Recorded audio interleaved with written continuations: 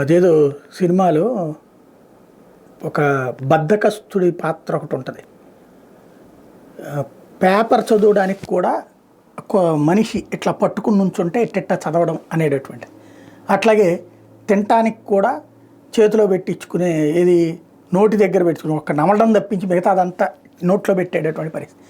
అంత బద్ధకస్తుడికి సంబంధించింది ఒకటి ఉంటుంది. మనం అలా తయారవ్వాలా? క్రమంగా మామూలుగా ఇప్పుడు ఎట్ట తయారైపోయిందంటే, ఇంట్లో అన్నం వండుకోవడం అంటే ఏముంది, అంత బియ్యం తీసి 2-3 సార్లు కడిగి ఆ పైన అత్తేసరం ఇక్కడ వరకు నీళ్లు పెట్టి పొయ్యి మీద పెడితే దానంతట అది ఉడికిపోతుంది. కూర ఓపిక ఉంటే చేసుకో, లేకపోతే అంత పచ్చడి వేసుకుని తిను. కానీ ఇప్పుడు ఆ ఓపిక కూడా ఉండట్లా.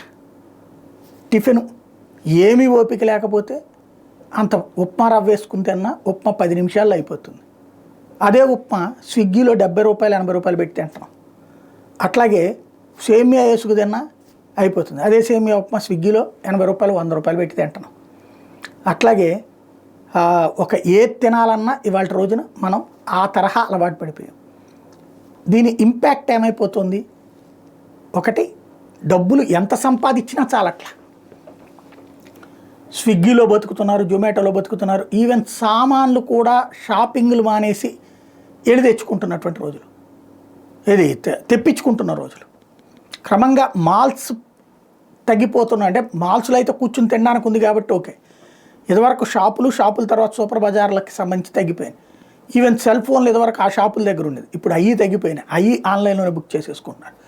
క్రమంగా మారుతున్న జీవన శైలిలో మనం కదలకుండా అన్నీ మన దగ్గరికి రావాలి, తినేది మన దగ్గరికి రావాలి, చూసేది ఎదురుగుండా టీవీ ఉండాలి, మన చేతిలో రిమోట్ ఉండాలి, తినడానికి స్విగ్గీ రావాలా, ఇక్కడ వచ్చి కూర్చుని తినాలా, ఇంతే.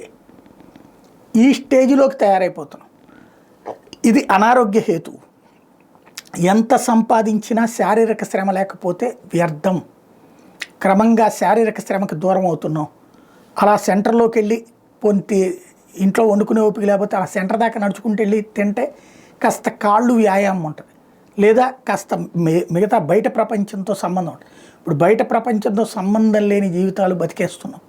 కాస్త అందరూ అని చెప్పను, అలా బ్రతికే వాళ్ళు ఆలోచించుకోవాల్సిన సందర్భం.